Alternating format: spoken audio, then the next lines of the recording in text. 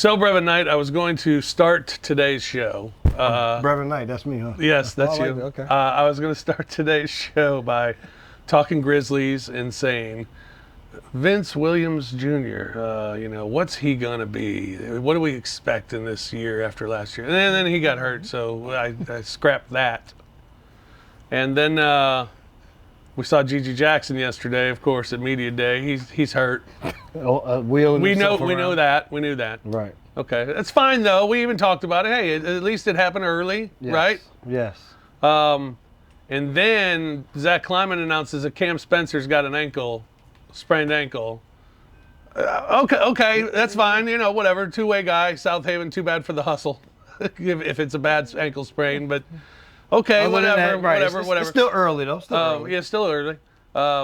Camp starts today, and Jaren Jackson Jr.'s got hamstring tightness. And apparently they're going to get imaging on the hamstring tightness. I'm not freaking out, man. I'm not freaking out. It's everything is fine. Everything is fine. everything is fine. Nothing is screwed up, Brevin. Everything is fine. You know what I said? What? What the hell? That's what I said. Man, what's going on, dude? I mean, the thing is, we talked to Jaren. We had a good talk with him, and the thing that blew my mind was that this is the start of Jaren's 7th season. Like we are literally watching him grow up in his NBA life, and to see the way, we always knew Jaren to be. He was always kid-like. He was the one that was going to be jovial. Was always going to have this smile. Gigi before Gigi. Exactly. But this interview was a different Jaren. Like it was still had the playful side to him, but it was a more focused on a task Jaren that I have seen in a training camp. And so for me, when I walked away like, shh. I thought it was going to be a good year. This could be a great year. If he's talking about having that same mentality, fitting it in with everybody else, but playing that certain way, attacking the basket, rebound. I mean, and then the way that he was saying and how confident he was about what the runs had been like the last couple of weeks, the voluntary runs that they've had with the guys coming in. So to then now sitting here, strained hamstrings, like, jeez. I mean, you can only for so long be like, all right, just keep pushing until you just say, like I said, what the hell? But you're gonna have to. Yeah, they'll push endure. It. Oh yeah, they'll endure. He'll come back. Guys will. Can't baby guys, because that's how you get hurt. Right, and I think those are just things that happen. I think Vince and Gigi were both in playing and just stepped wrong and they came down and then felt it. So those were unfortunate. Don't know exactly how Jaren's happened. In some way, some type of probably a quick move of some sort of running, and then he felt a little twinge in that way. But it's just everything's cool, man. Yeah, I mean, again, you still go into the mentality that you still got a month almost before your first game, 3 weeks or so, a little bit over that. Everything's fine. Everything is fine. Welcome to Night Court, everyone. That is Brevin Knight. I am Rob Fisher. Thank you for joining us. You can follow us on Twitter. He's at Brevin Knight 22. I'm at The Fish Nation. The show is at Night Court 22. I'm wearing a Mets jersey for you, BK. Go Mets, for go. you. I did this for you. Hey. Go Mets, go. That we just watched them win the first game. As we're recording this, Night Court After Dark edition of the show, so anything is possible. We just watched the Mets win. You see how I start saying we. Oh, yeah. Yeah. I've watched all season. I've watched maybe 2 Mets games. But as soon as the playoffs, I watched the game, the doubleheader with the Braves. I watched that. Yep. Watched them win game 1. And there was no need in watching game 2. And then sat here and watched this entire game. And so just this night, more so than anything, I'm happy for my boy back at home, Damian, who is a diehard Mets fan. And so these wins, I'm pulling as much for him. But it's good to have that this is an old feeling for the Mets for me. And so this is a good game, good win for them Good win. at the Brewers too. Good win, and I bet the game. So go Mets, go. So I'm wearing this jersey out of excitement as well for my big win on the Mets tonight. Brevin, the Grizzlies Media Day was yesterday. I thought it was just great to see the fellas. You mentioned it to me that it was like the first day of school when you see everybody again.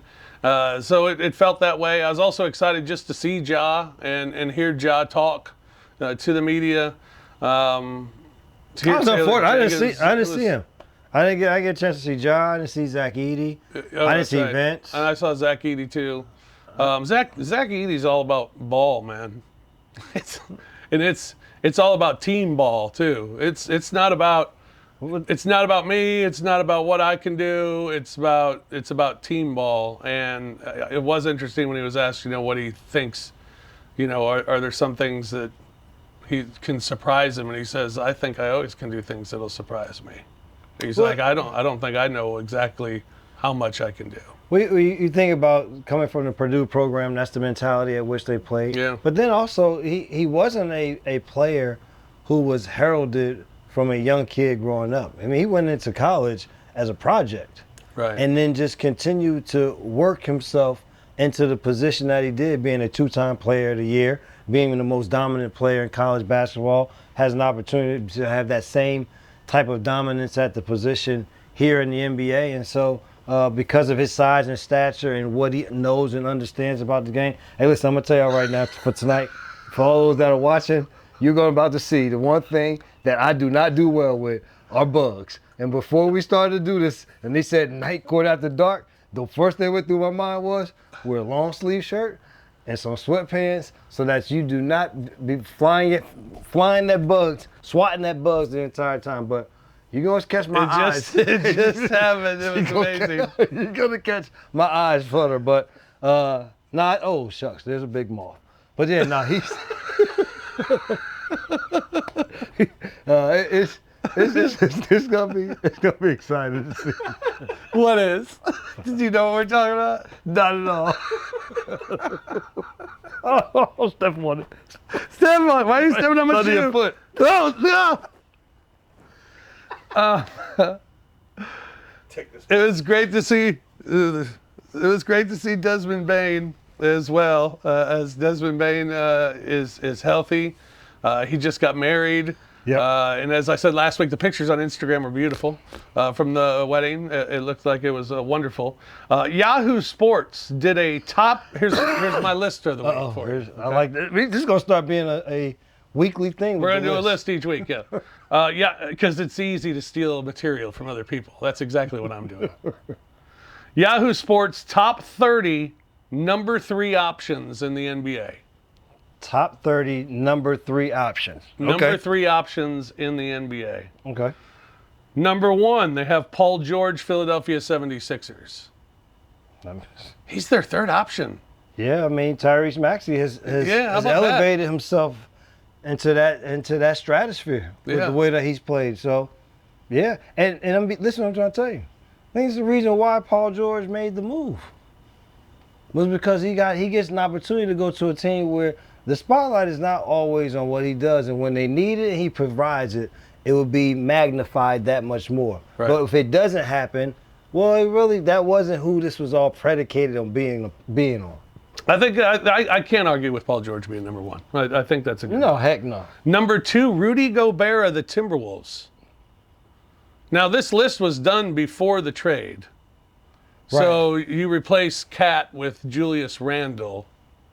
Well, I think and Gobert is your third option, I guess. Right, and I think that's what, if you're just talking about total impact on the game, from the way, and I give him credit. His mobility has gotten better. Oh, there it is. His mobility has gotten better with the season in terms of playing pick and roll defense, which has enabled him to stay on the floor more. And so I as a third option, I don't know if I would put him as high as 2, but he definitely is one of the tops in the league. 3, Kristaps Porzingis of the Celtics. No argument. Right? I mean, his playoffs even showed what he's capable of doing. Well, you're gonna get some type big mismatch because either they're gonna put somebody too small on you, or they're gonna put somebody too big who really can't move in terms of that. And so then you also got to worry about the style of play. So a lot of these are going to be the individual player, but also I think it's going to be the team that they're on and how good the other two are.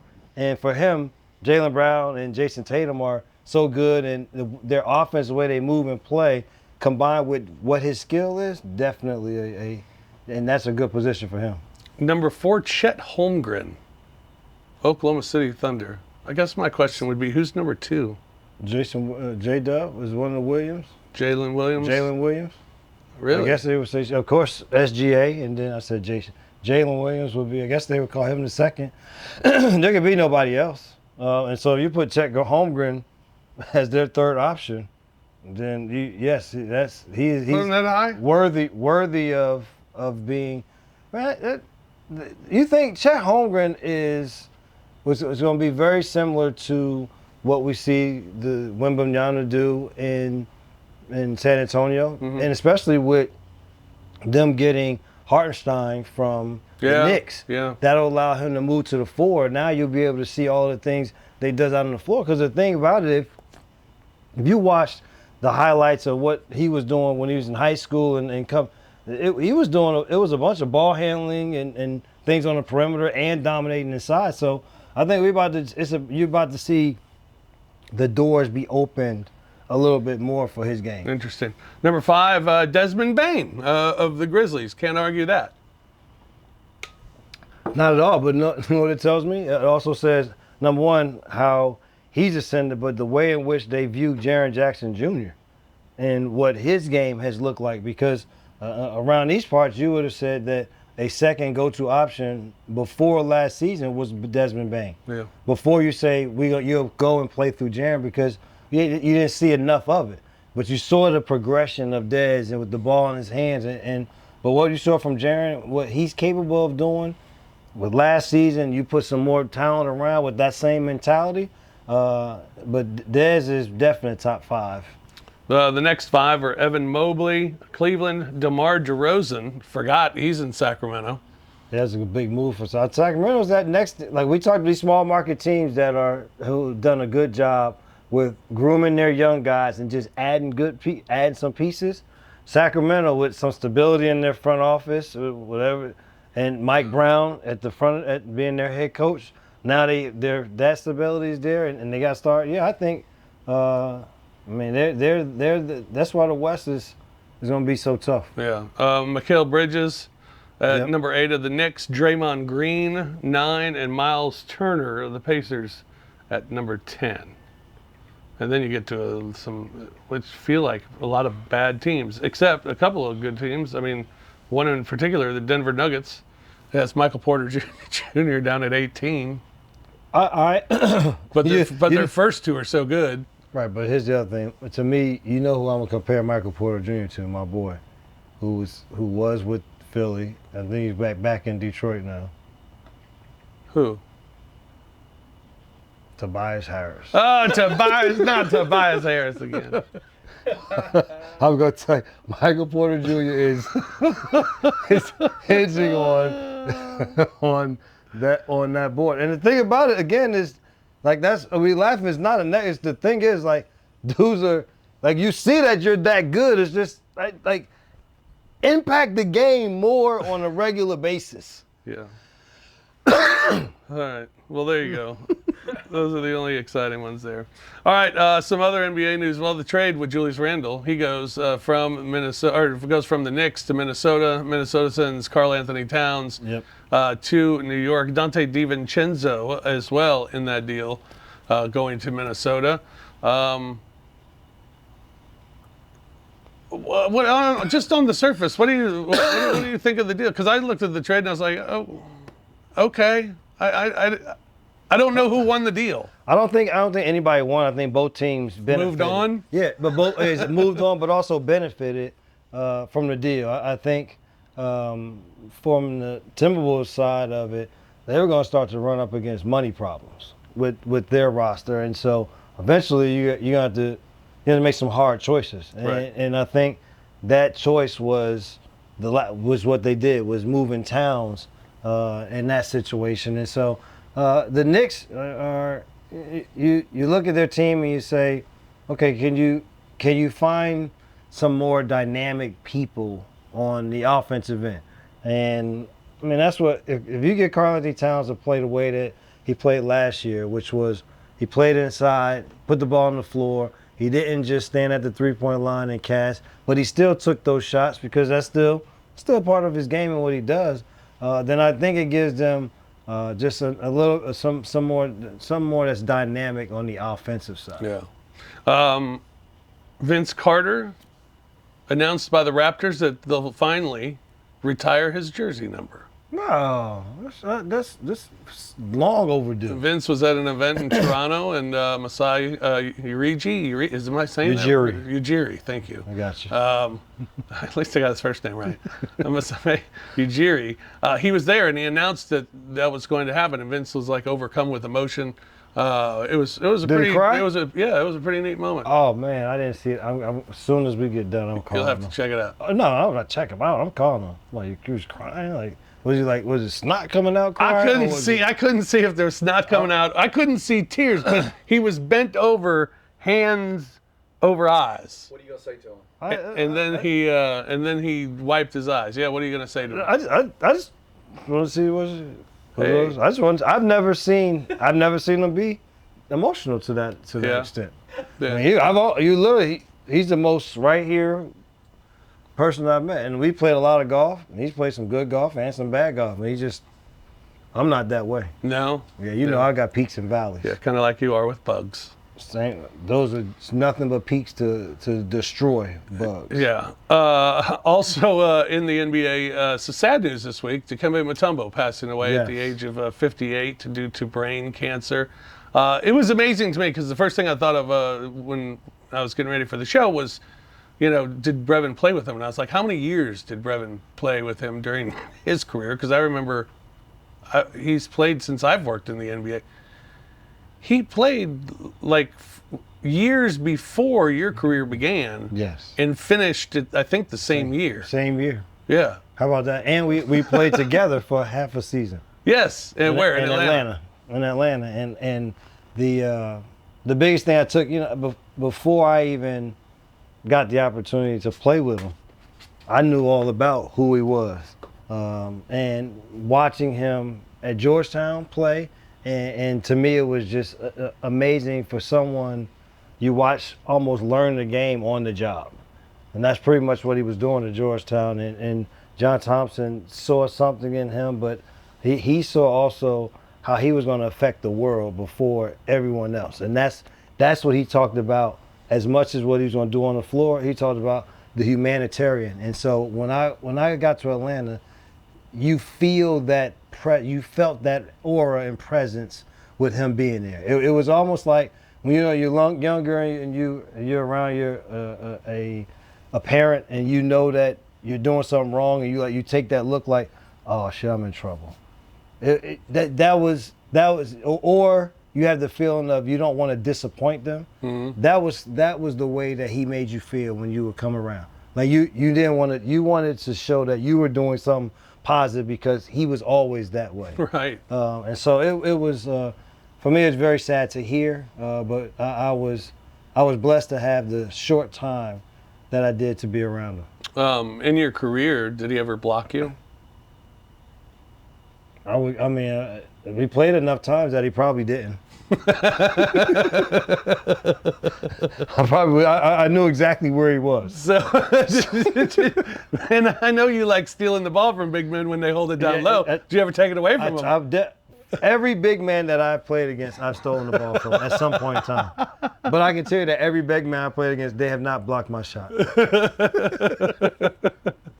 Dikembe Mutombo, great ambassador for the NBA, for humanity, really. Yes. Just a wonderful human being, passing away at the age of 58. All right, NFL, a little roundup from the weekend.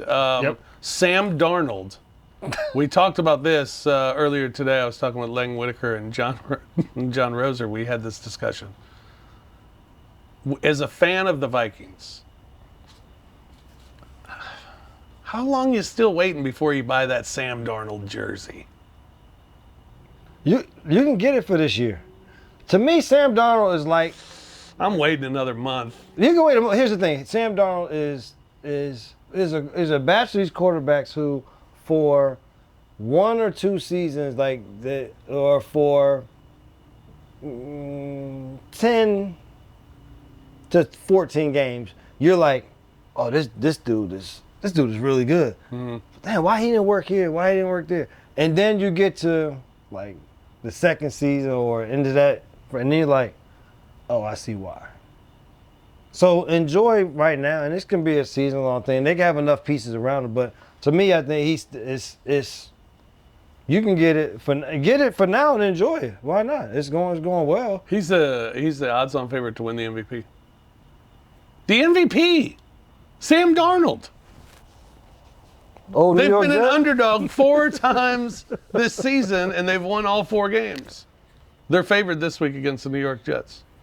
And I hope they beat the Jets. You know I root against the Jets all the time. Just the whole Aaron Rodgers thing. I just. I'm not a fan of Aaron Rodgers. And the thing was, I was, but then he became like he was God of football. You know what I mean? Like Yeah. Like remember Tom Brady was a God of football, but he never acted like he just was. You know what I mean? He just was. Yeah. And he won championships. Yeah. Like that was the difference. Like I think Aaron Rodgers is a fantastic quarterback. But it just got to be too much with this. Like he was gonna be like the savior and all this other stuff. And so when they play, I'm like, if they lose, I'm like, yes. Giants. Close but no cigar. Offensively, we just. Neighbors is good. Huh? Neighbors is good. Neighbors is fantastic, but it's like, but you need the thing that I feel with Daniel Jones, either we have to let him throw more down the field, be more dynamic, and do those things. But I remember I said last night, the thing with him is, I don't feel like he's a guy that can just if it's not going well, like I'm gonna will us to get this win. Mm-hmm. Like he's not a bad quarterback. Like I'm people like, oh, so now you think he's bad? I was like, no, I don't think he's bad. But what I thought he could be at one point was he could ascend to being a quarterback that if you're down, like he can make plays and make it happen.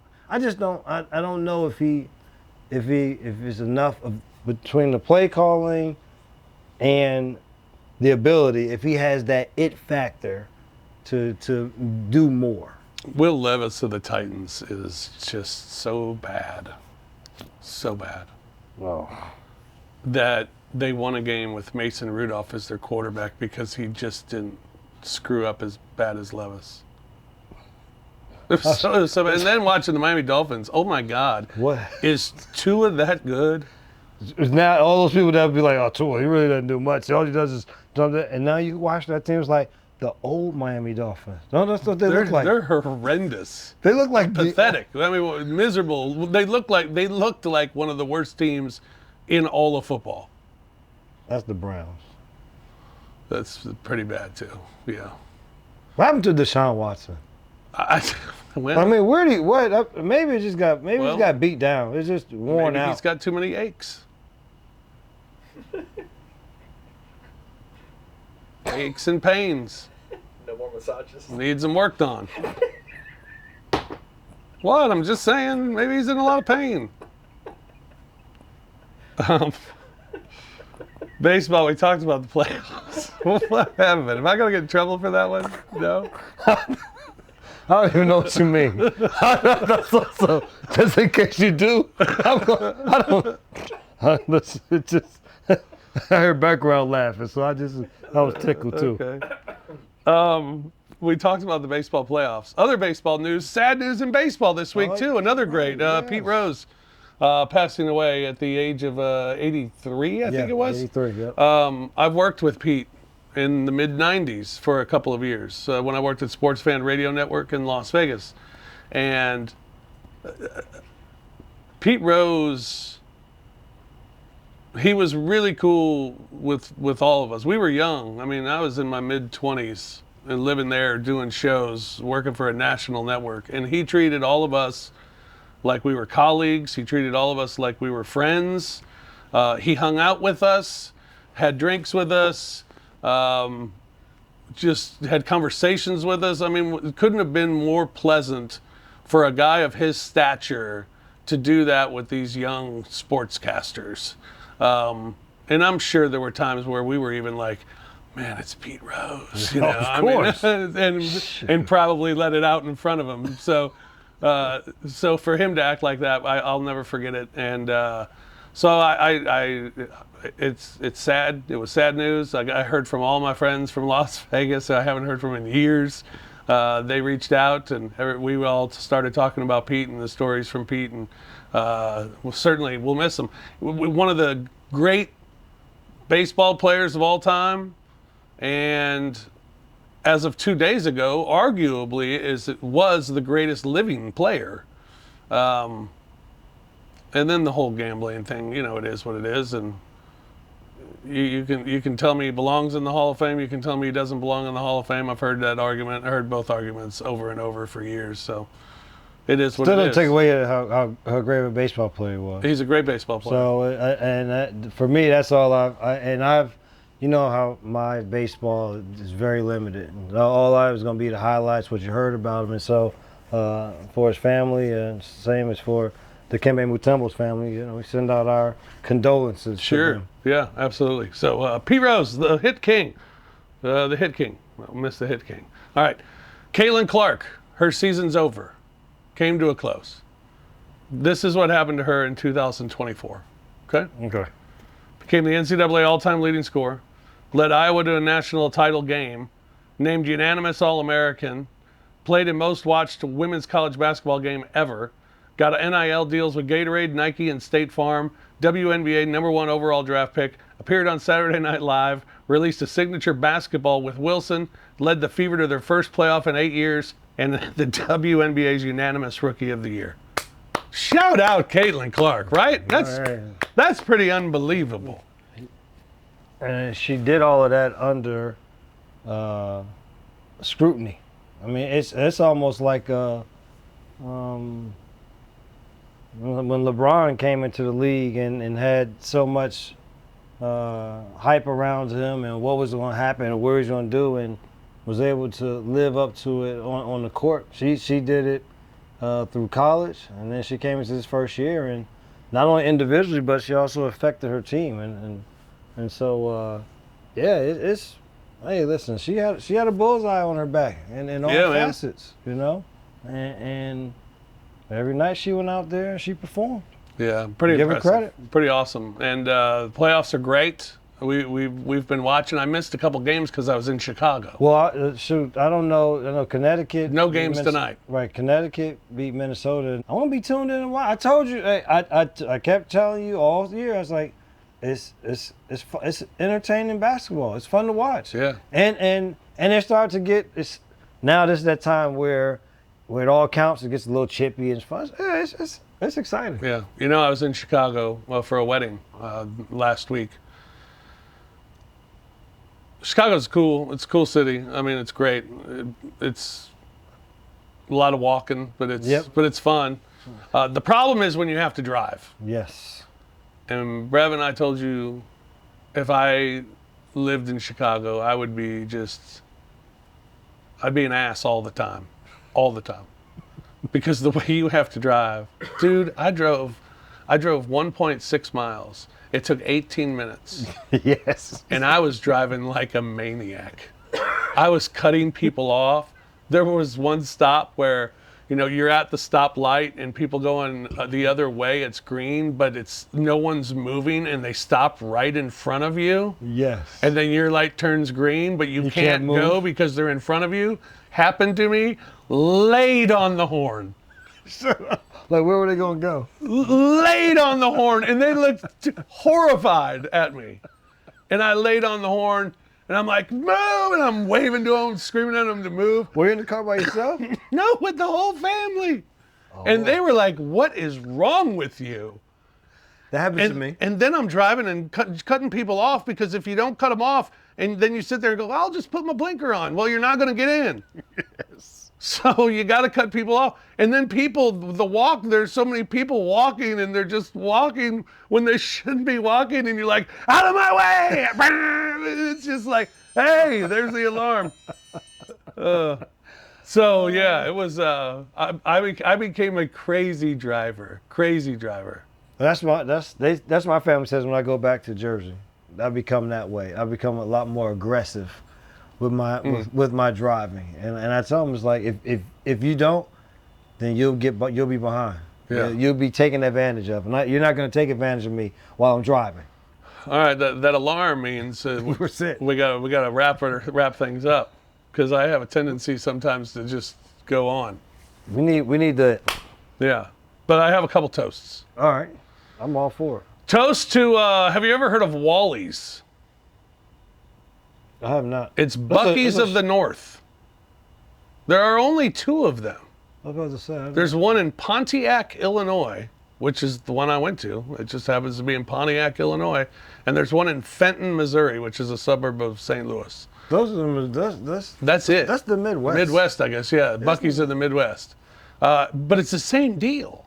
Really? It looks like an amusement park when you go into the thing, and then you walk inside, and it's set up the same way, and they got jerky, and they got everything. T-shirt department over here with a big bus. You know how they got the big bus? It's the exact same with another name. It's Wally the Bear. It's not Bucky the Beaver. It's Wally the Bear. It's the same damn thing. I bet. I wonder if the same people own it. I don't know. I didn't do any research, but I could. But shout out to Wally's. Wait, listen. Great stop if you're ever in Pontiac, Illinois. Also, shout out and toast to the baseball TV announcers. It sucks for us. One thing that sucks for us in our job is when the team does make the playoffs and goes on a long run, we get to do the games in the first round of the playoffs, Right. and that's it. Right. And then it's over, and it sucks because you're like, you're on this ride with the team for that long, and then it's like it's over, and so you don't get to do games, and it really sucks for us. Baseball announcers, as soon as the postseason hits, It's over. done, and that sucks. So, and they just did 162 games of baseball, and your team joyously goes on to the postseason, and you're not you're there. asking for tickets. Yeah, so shout out to those baseball announcers who are done for the year. It's too bad. It's a lot more fun to win than it is to lose, but to not be able to go to the postseason sure sucks. So, shout out to y'all.